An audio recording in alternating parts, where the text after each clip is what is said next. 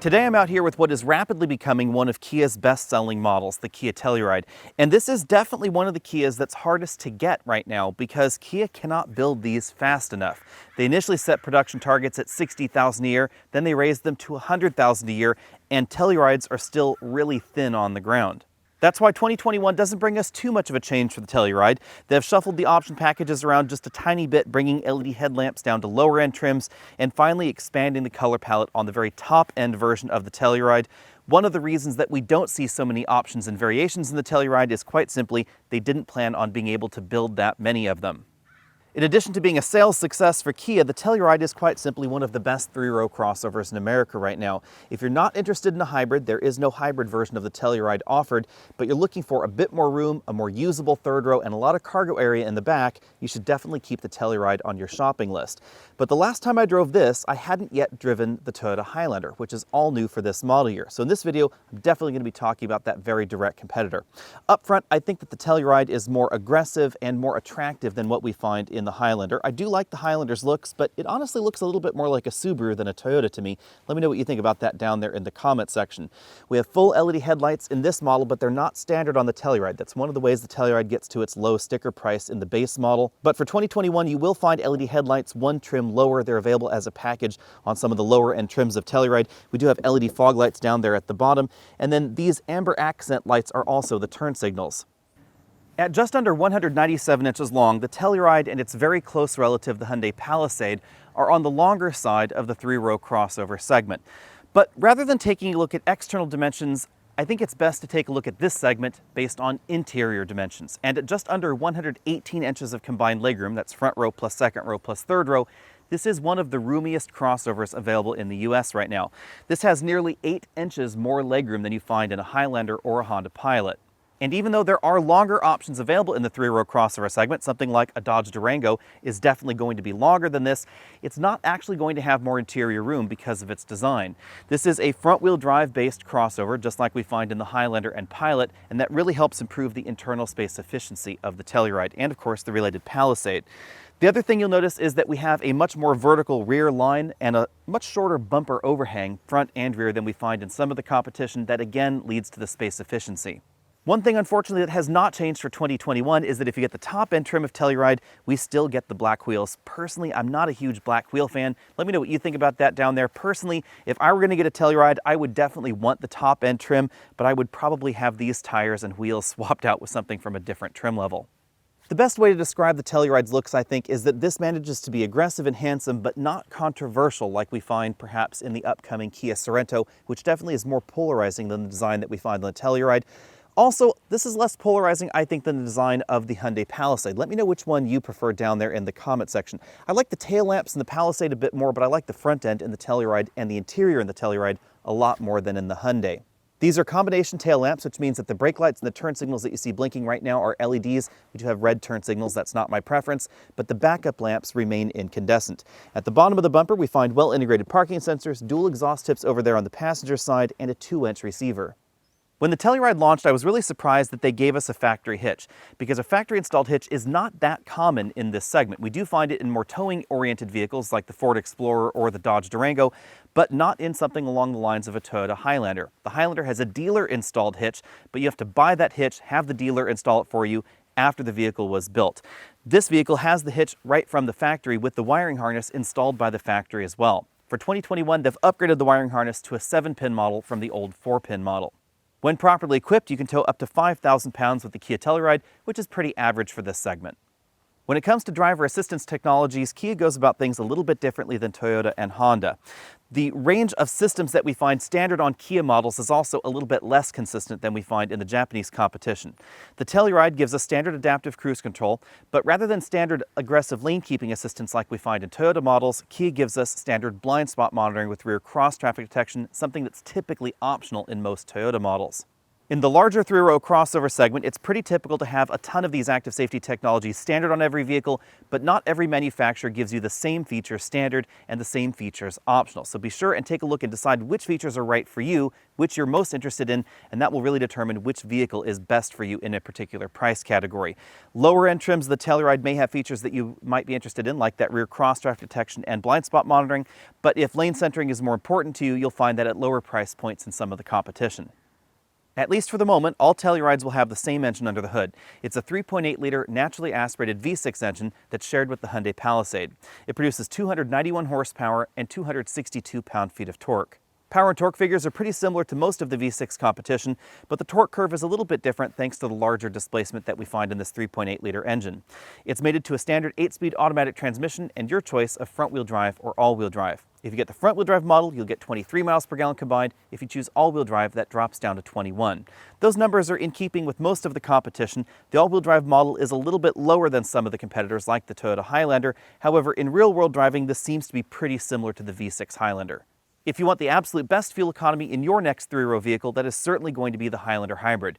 In the Highlander Hybrid, they sacrifice a little bit of acceleration for a whole lot of fuel economy, and you get 36 miles per gallon combined in that model.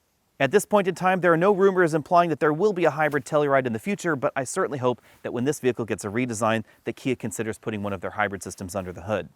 Front seat comfort is pretty comparable between this and the Toyota, but one thing that surprised me when the Telluride first came out is that we don't get four-way adjustable lumbar support, a feature that we did find on the Sorento. I'm not quite sure whether the new Sorento is going to be offering that, however. An odd thing in the automotive landscape is that sometimes manufacturers will introduce features that you would hope would continue on, and sometimes they just end, like four-way lumbar support. We do have a telescopic steering column with a large range of motion. It is a manual model. 2-position seat memory over there for the driver's seat. We do have an extending thigh cushion, which is a nice touch, but the passenger seat does not have the same range of motion as the driver's seat. It's lacking the lumbar support and the extending thigh cushion. If you want a crossover or a three-row vehicle with the same range of motion over there on the passenger side, you're probably going to have to look at an American option. For some reason, the bulk of the Japanese and Korean three-row vehicles, even including the luxury segment, don't give you the same range of motion over there on the passenger side as the driver's side. A surprising touch that we don't find in even that many luxury crossovers is that in the top-end trim, the rear seats are both heated and ventilated.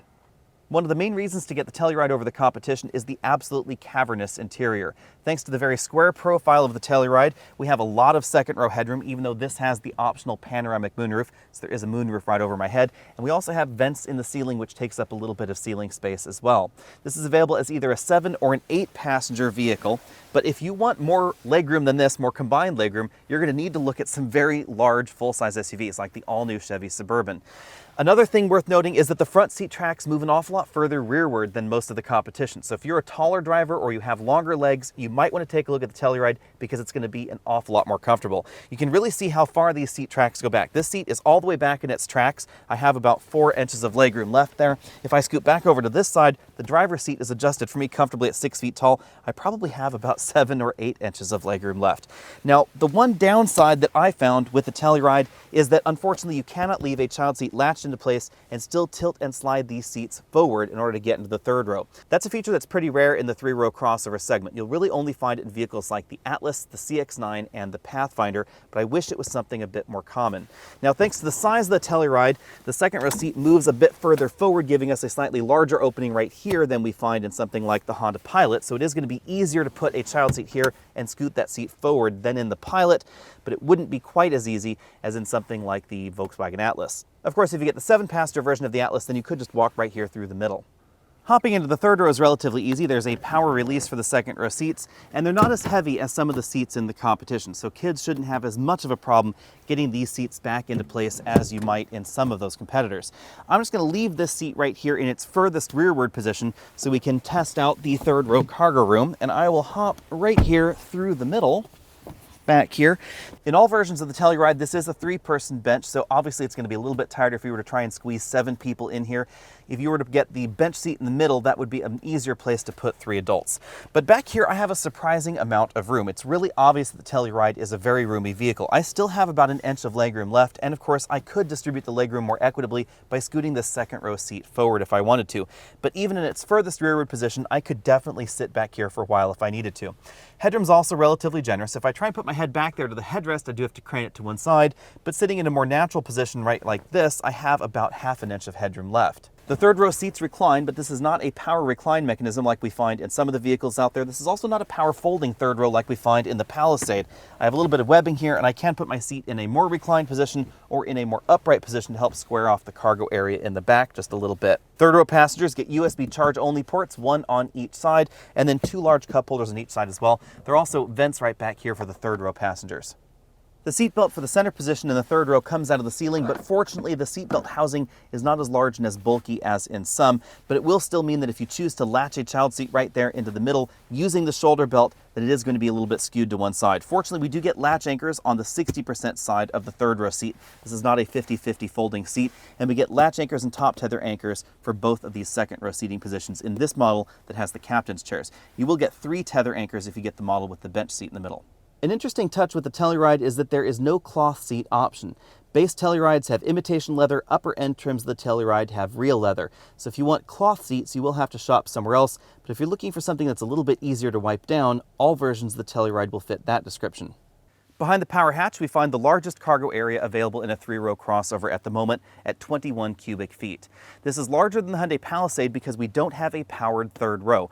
The power third row mechanism will occupy a little bit of cargo area in the back, and that's one of the reasons we don't find it in this or in that Volkswagen Atlas, because they wanted to give you more cargo area. If you want a 3-row vehicle with more cargo room than you find in the Telluride, you're going to have to look at something like a full-size SUV or a minivan, because those are the only vehicles that will give you more room than this, although you will find a lot more room, about double the room than we find in the Telluride. There is some storage space available right here under the load floor, and there is a place, of course, where you can put the roller cover. It's kind of a nice feature that we do have somewhere to put this roller cover, but there is unfortunately no way to mount this roller cover right there behind the third row seats. It will only latch into place behind the second row seats. The Telluride has a spare tire, but it's located underneath the vehicle. You would simply open up this little cover and then rotate the nut in order to lower that spare tire down. As we look around the interior, keep in mind that I am in the top-end SX trim, so we have features that we don't find obviously in the lower-end trims, like this very attractive suede headliner. This has the optional dual moonroof. You can see one moonroof right there over the driver's heads, and then one moonroof right there over the second row. The rear air vents are very similar to ones that we see in other 3-row vehicles like minivans or other SUVs. They open and close right like that. But then we have another knob right over here that allows more of a diffuse airflow. So rather than air simply coming out of this area, it'll actually come out of this black ring right there around the air vent as well, giving you a bit more of a diffuse airflow. The driver and front passenger get height adjustable shoulder belts, 2-way adjustable headrests.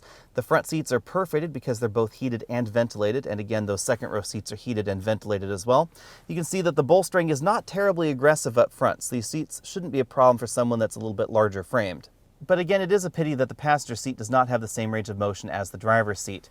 Over on the front doors, we find a soft touch upper injection molded section, imitation wood trim right there in the middle. Very attractive door pull right there, and then a soft touch armrest, but the bulk of this door is going to be a hard touch material. Pretty much like we find in most of the competition, but we do find slightly more premium feeling door panels in the Toyota Highlander, I have to say. Moving over to the dashboard, we find a soft touch upper section. Again, more of this very attractive wood trim. This is probably the most believable imitation wood trim I have seen in a new vehicle. If we zoom up real close, you'll notice that the pattern doesn't repeat in the vehicle, which is a really nice touch. So it has unique patterns all the way across the dashboard, and they've used it in a very believable way. So in areas where it really could have been wood trim. This is supposed to be an imitation open pore style trim.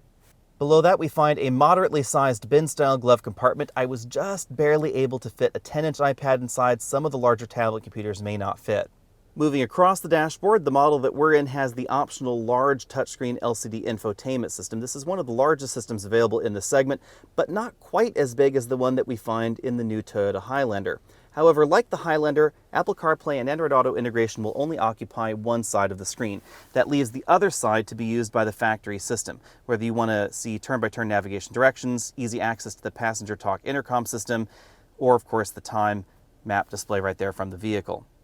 I find this interface a little bit more intuitive and easier to use than the interface that we find in the Toyota Highlander, but again, the Highlander does have a slightly larger screen to it. Smartphone integration is standard on all Telluride models, but the lower end trims do get a smaller LCD. Below that, we find 3 large air vents there, the engine start-stop button, the controls for the infotainment system, a lot of physical buttons for that, including a physical volume knob and 2 knob over there, then the controls for the tri-zone automatic climate control. Auto climate control is not standard on the Telluride, it is optional. We have a heated steering wheel control over there, and then the toggles for the heated and ventilated front seats. In front of the shifter, we have a storage area with a Qi wireless charging mat, a single USB input for the infotainment system, a USB charge-only port, and a 12-volt power port. Larger smartphones like this iPhone 12 Pro Max will just barely fit in here with the charge cable connected. Some of those even larger smartphones might have difficulty. Now, it's important to know that with this large screen, we don't have wireless CarPlay yet. Kia and Hyundai have sort of implied that there may be a software update in the future that would bring that functionality, but they haven't been terribly specific. We have a pretty traditional console shifter here, manual mode over to the left. This is the drive mode selector over here. This also controls the way the all-wheel drive system behaves: Smart, Sport, Comfort, Eco, and a Snow mode. We have a button to lock the center coupling. There's also an enable-disable button for the parking sensors, auto start-stop, the brake hold, and a button for the 360-degree camera system. The 360 camera display is one of the crisper ones available in this segment, pretty similar to what we find in some of the Toyota competition, but notably more useful than the one that we find in the Ford Explorer because of the format of this display. There are 2 large cup holders and I suppose a storage area right there. You could put some smaller juice boxes in that area, but these 2 large cup holders are definitely able to accommodate large takeout drinks. Between the front seats, we find a softly padded center armrest. This gives you a bit of an idea of how wide the Telluride is, because this is definitely wider than some of those narrower options available in the segment. Behind that, we have 2 cup holders for the second row seating positions and a reasonable amount of storage. There's a removable divider and a USB charge-only port inside. On the driver's side, we find a windshield projected heads-up display that gives us pretty typical readouts: status of the vehicle's active safety systems, digital speedometer, turn-by-turn navigation directions, etc. One of the things that hasn't changed for 2021 is that we still don't have an LCD instrument cluster in even top-end trims of the Telluride. That's something that we do find in the Hyundai Palisade, so if you want that particular feature and you like this vehicle's format, you might want to take a look at the Hyundai. We do, however, have a color multifunction display in the middle of everything that gives us things like trip computer readouts, turn-by-turn navigation directions, status of the vehicle's active safety systems and the all-wheel drive system, also the attention level monitor, and the ability to adjust certain vehicle settings. The steering wheel features a 4-spoke design that's a little different than other Kias out there. There's some sport grips up top, and this wheel is leather wrapped. You won't find paddle shifters on the back of this steering wheel. I kind of wish that was a feature that was offered. On the right side of the wheel, we find the buttons for the adaptive cruise control system, as well as a button and toggle to control that multifunction LCD. On the left side of the wheel, we find buttons for the infotainment system, mode button, a dedicated voice button, and then phone hang-up and pickup buttons. In my testing, the Telluride took 7.4 seconds to go 0 to 60 and took 125 feet to stop from 60 miles an hour back to 0. Those are pretty respectable distances as far as mainstream 3-row crossovers go. You will find shorter distances, obviously, in the sportier options in this segment, or depending on exactly what you're looking for, something like the Volkswagen Atlas could be a little shorter because it does have pretty wide tires. At 245 width tires on the Telluride, these are relatively wide, but they're not the widest really in this segment. Those performance numbers are quite similar to the V6 version of the Highlander. The Highlander Hybrid will take a little bit longer to stop from 60 and a little bit longer to get to 60 in the first place, because that hybrid system is notably less powerful than really any of the V6s in the segment. The flip side to that, of course, is the Highlander Hybrid's excellent fuel economy. The curb weight of the trailer connected to the Telluride at the moment is 3,000 pounds, so this is definitely within the towing capability of this and a wide variety of 3-row crossovers. If you're going to tow up to 5,000 pounds, most of the 3-row crossovers in this segment are going to be pretty similar. The exceptions would be the options with continuously variable transmissions. That would be something like the Subaru Ascent or the Nissan Pathfinder. The Pathfinder may be rated for up to 6,000 pounds of towing ability, but honestly, towing 3,000 to 4,000 pounds with it feels pretty unusual. CVTs already have a bit of a different feel out on the road because of the way the transmission is shifting ratios around, but remember that generally speaking, CVT vehicles don't have starting ratios that are as aggressive as regular transmissions. And that's really the big thing you'll notice with the Pathfinder. If you do put 6,000 pounds on it, you try and stop and then climb up a hill, you will really notice that you'll be relying on the torque converter for that takeoff, and that's not what we see in the Highlander, the Pilot, the Telluride, the Palisade, etc. But of course, if you're interested in towing 6,000 pounds more regularly, you're probably going to want to look at something like a Ford Explorer, and if you want to tow over that, you're really looking at a Dodge Durango as your only option. In regular driving, the larger displacement engine in the Telluride is not immediately noticeable, aside from the fact that we get a slightly different engine note. It feels a little bit gruffer, a little bit throatier than we find in the 3.5-liter competition. But going downhill, you notice that we definitely get more engine braking out of this engine than we find in the 3.5-liter competition. We also have a slightly more advantageous torque curve, I think, as far as hill climbing goes. So this doesn't feel as winded as the Highlander or the Pilot can sometimes when towing.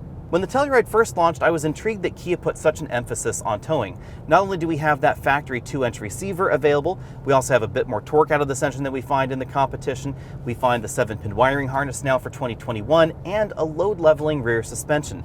A load leveling rear suspension ensures that the dynamics of the vehicle remain a little bit more constant when you put a trailer on the back and has some extra tongue weight, or of course when you load up the vehicle with your friends, family, and all their luggage. When it comes to handling, I'm going to give the Telluride an A-. Obviously, there's some excellent handling options in this segment. The Mazda CX-9 has a great feel to it.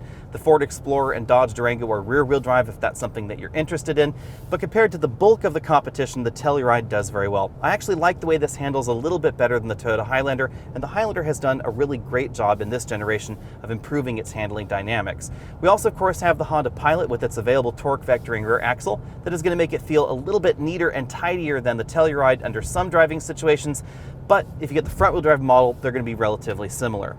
One of the things I like about the Telluride, especially when towing a trailer like I have connected to this vehicle right now, is the lock feature in the all-wheel drive system. Now, this is not the same as the lock feature that you'd get in a 2-speed transfer case setup, like you'd find in a Durango with a 2-speed transfer case, or a Grand Cherokee, or of course, any full-size pickup truck. But this does command a fuller lock of the center coupling than we find in the vast majority of 3-row vehicles out there. And it means that if you're pulling a trailer like this on a gravel road like I'm on right here, especially up steeper sections of the gravel road, this is going to feel a lot more sure-footed. The difference is noticeable. For instance, I stop on this hill and I were to floor it, we get a lot more grip than you'd find in competitive all-wheel drive systems. The main exception to this would be something like the essentially super handling all-wheel drive system we find in the Honda Pilot. They call that IVTM4 in the Honda lineup, but it does offer a very similar kind of feel to this, although it's not going to command a full lock of the center coupling. It's just going to be a little bit more aggressive. Out on a rougher road like the gravel road that I'm on now, I give the ride score an A. The Telluride has a pretty decent balance between ride and handling comfort. For some reason, we don't find too many crossovers of any description, really, under about $50,000 with an adaptive suspension setup. I really wish that we had that kind of feature in more mainstream vehicles. You will find it in less expensive vehicles than the Telluride, but really none of the direct competition to this. When it comes to cabin noise, I'm going to give this an A+. We measured 69.5 decibels in here, making this almost as quiet as a BMW X5. This is one of the quietest 3-row crossovers available in America, regardless of whether you're talking about a luxury crossover or a mainstream brand. One of the reasons for that is that Kia put a lot of sound deadening between the engine and the interior. That's definitely very obvious. The other reason is that we have acoustic laminated windows, both front window and front side windows in all versions of the Telluride. They're not simply left to the top end trims only. As a result of the laminated windows happening only up front, the rear is a little bit louder than the front, but the difference is not huge. And this is, again, one of the quietest vehicles in this segment. If you're looking for a more isolated ride, the Telluride is definitely going to be an excellent option. I also found a very similar, very quiet score in the Hyundai Palisade. Fuel economy has never really been Kia's forte, but that is something that they've been trying to improve lately. Obviously, they have a whole host of EVs, plug-in hybrids, and hybrids, but even in regular gasoline models like this, they're really trying to improve. The EPA rating on this model is 21 miles per gallon. That doesn't sound terribly great, but over a week of mixed driving, I've been averaging 22.5 miles per gallon. That's 1.5 miles per gallon better than the EPA average. Now, clearly, if you want the best fuel economy available in this segment, that would be the Toyota Highlander Hybrid, and that's why I'm going to give this a B when it comes to fuel economy. In addition to direct injection and variable valve timing, this engine also features the ability to operate on effectively an Atkinson cycle. The effect of that is that it changes the ratio between the expansion and compression strokes of the engine. In general, they're going to be 1-to-1 in most engines out there, but this has the ability to vary that ratio ever so slightly, giving you slightly better efficiency. Bottom line, this is a very easy to live with crossover. We get respectable acceleration, decent braking scores, good handling scores for a 3-row vehicle, and the interior is very, very quiet.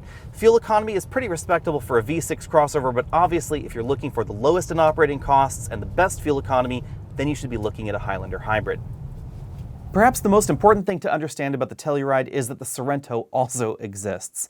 You see, Kia is one of the few manufacturers that's giving us 2 different 3-row crossovers in this segment. Toyota has a variety of different 3-row vehicles. They have minivans and they have body-on-frame SUVs that have 3 rows. But the shopper that's looking at a Sequoia or even a 4Runner isn't quite the same kind of shopper that's shopping for a Toyota Highlander, and the sales there are really obvious. The Highlander outsells either of those options by an absolute mile. But with Kia, we have two entries that are targeted at a very similar kind of shopper, because the Sorento is pretty much Highlander-sized inside and outside, and the Telluride is a little bit larger. It's one of the larger three-row crossovers available in America. It's more similarly sized to something like a Volkswagen Atlas, but the two are pretty close together. For 2021, the Telluride starts just under $32,000, so notably more expensive than the base Sorento. It comes pretty well equipped. They have a standard V6 engine rather than the standard 4-cylinder engine that we find in the Sorento. A lot of interior features that you don't find necessarily in all of the competition. For 2021, the Telluride starts just under $32,000. That's for the base trim, which does come very well equipped. I know a lot of folks that have looked at a base trim of Telluride and compared it quite favorably to just above base trims in most of the competition. One of the big things that you'll note in the Telluride is that cloth upholstery is not available. You actually get the leatherette or leather upholstery, your choice. For 2021, the top-end pricing on the Telluride has expanded a little bit, up to about $50,000 if you check all the right option boxes. There's a Nightfall package, an SX Prestige package on the very top trim, there's a towing package, and a new rear seat entertainment package that will be available a little bit later this year. That's going to get you up to that $50,000 price point. Even though that seems a little extreme for a three-row Kia, that is going to be less expensive than some trims of the Toyota Highlander, so it still presents a pretty decent value. Clearly, the first thing we need to talk about is that Kia Sorento. Between the time that I filmed the first section of this video and the time that I'm filming this section right here, I was actually able to drive the Sorento. So if you haven't seen that video, be sure and check that video out. You'll find it on the channel. There should also be a link down there in the description. The Sorento is smaller on the outside than the Telluride and a little bit smaller on the outside than the Highlander, but on the inside, it actually has more legroom than the Pilot or the Highlander at 112.7 inches long. That's about 5 inches less combined legroom than we find in the Telluride. The bigger difference between the Telluride and the Sorento, however, is going to be the width of the cabin. The Telluride is not only a little bit longer, it's also a little bit wider, and that does make it also wider than the Highlander and Pilot in some dimensions, and longer than the Highlander and Pilot on the inside also. Because Kia has two entries in this segment, and arguably Toyota and Honda each have one, comparisons are a little bit tricky. Some folks want to put the Sorento in the compact category and call it a three-row compact crossover. It's not quite right, since it actually has more room on the inside than we find in the Highlander or the Pilot. And some folks want to put the Telluride down into the Highlander or Pilot space, and that's not quite right either, since it actually is a semi-step larger. That tricky positioning is definitely important to keep in mind, because there are areas in the Sorento that are a little bit smaller than the Highlander. The third row is a tiny bit narrower than the Highlander. That's why you only have 2 seats back there rather than 3 seats. The cargo area is a little bit smaller as well, 12.6 cubic feet. That's about 3 cubic feet smaller than the Highlander, but both of those cargo areas are considerably smaller than the 21 cubic feet that we find in the Telluride. Although we find a V6 standard in the Telluride, the sportier option is going to be the Sorento when you get the optional 2.5-liter turbocharged engine. That uses the new 8-speed dual-clutch transmission that we're going to find in sporty mid-size sedans from the Hyundai Kia conglomerate, combined with optional all-wheel drive. That's definitely going to be faster than the V6 Telluride. It actually is one of the fastest entries in this group. Kia also decided to put surprisingly wide tires on the Sorento, 255 width tires on all turbocharged versions. If you're looking for a hybrid or a plug-in hybrid, then that's going to be the Sorento as well. There's no hybrid or plug-in hybrid version of the Telluride. The hybrid and plug-in hybrid versions of the Sorento are very clearly targeted directly at the Highlander. Fuel economy is actually going to be a little bit better in the hybrid model. The plug-in hybrid, we don't have too many details just yet. It's going to come a little bit later in 2021, but again, very targeted directly at the Highlander and the Pilot. That brings me along to the elephant in the room, of course, the Toyota Highlander. The Highlander got a redesign very recently, and it now looks a little bit more Subaru than Toyota, if I'm honest. I had kind of expected it to look like an inflated RAV4, and instead, it honestly reminds me of what Subaru should have made the Ascent. That's not necessarily a slam. I think that the Highlander actually is one of the more attractive entries in this group, although it's definitely a very different design than we find in the Telluride. The Telluride is trying to channel its sort of inner Land Rover. It definitely has a boxy proportion, and that really improves the overall practicality of the Telluride. Meanwhile, the Highlander has gone for a swoopier, sexier look. Rather unfortunately, the Highlander has shrunk a little bit in some dimensions versus the previous generation Highlander, so it is a little bit tighter on the inside than a lot of folks were expecting. But on the positive side, they have their absolutely excellent hybrid system available, and if I were shopping for a Highlander, that is definitely the engine option that I would get. It's going to be a little bit slower than the V6, but it's going to really get you near 40 miles per gallon in real-world driving. Fuel economy is just a hair below what we're going to see in the upcoming Sorento hybrid, but you can get an all-wheel drive system in the Highlander hybrid that you cannot get in the Sorento hybrid. The Sorento hybrid is front-wheel drive only, but there's going to be an all-wheel drive plug-in hybrid Sorento. That's really going to be an interesting twist in this segment. We don't have too many details on that one just yet. Be sure and stay tuned because hopefully I'll be driving one of those within about the next 6 months or so. Most reliability metrics still put Toyota in the lead. However, it's worth noting that Kia has made incredible strides over the last 10 years, and they've gone from above average reliability in the last 5 years to definitely up there rivaling Toyota. Our next option here has to be the Volkswagen Atlas, which is my favorite 3-row family crossover in this group, and the Telluride has not done too much to change that. If you have kids in forward-facing child seats and you're interested in leaving them latched into place while you access the 3rd row, you will only find that ability in a select number of 3-row crossovers, the Pathfinder, the Atlas, and the Mazda CX-9. But the Atlas is the only one that will let you do that with 2 seats in the 2nd row rather than just 1. Now, once your kids are out of forward-facing child seats, then the Telluride has a larger and more accommodating interior. I also just like the interior in the Telluride better. It feels like a more friendly place to spend your time. It feels roomier, it's more comfortable, it's more premium than what we find in the Atlas. But the Atlas absolutely wins the award for child seat accommodations. That is a really, really handy feature, and I wish it was something that other manufacturers would take to heart. The Atlas also has a very large cargo area. When you take a look at the sales charts in this segment, you'll notice something interesting. The Kia Telluride and its very close sister ship, the Hyundai Palisade, didn't exist 2 years ago, and yet in Q3 of 2020, they managed to beat the Honda Pilot in combined sales by about 25%, and that's no small feat. I think the reason is that these have filled a long, empty void in the 3-row crossover segment. A lot of folks ask me, what 3-row vehicle can I get that is easy on the fuel, drives more like a traditional passenger car, best way to describe really any of the 3-row crossovers that we've been talking about, but has room for 6 adults on the inside, or has room for, say, 5 adults and a reasonable amount of cargo behind. And that's not exactly where the Toyota Highlander or Honda Pilot shine, because those vehicles can seat 8 if you wanted to in a pinch. The 8th seat is pretty tight, the 3rd row is pretty small, and the cargo area behind will fit maybe 2 roller bags.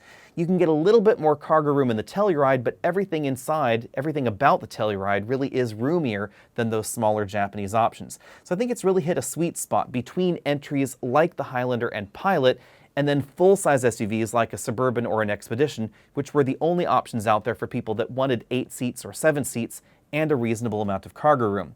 Again, let me know what you think about everything down there. Find me over at facebook.com/AlexNautos, Instagram, all those other social places, and of course, head over to AOAmerch.com where you can buy shirts right like this one. I'll see all of you later.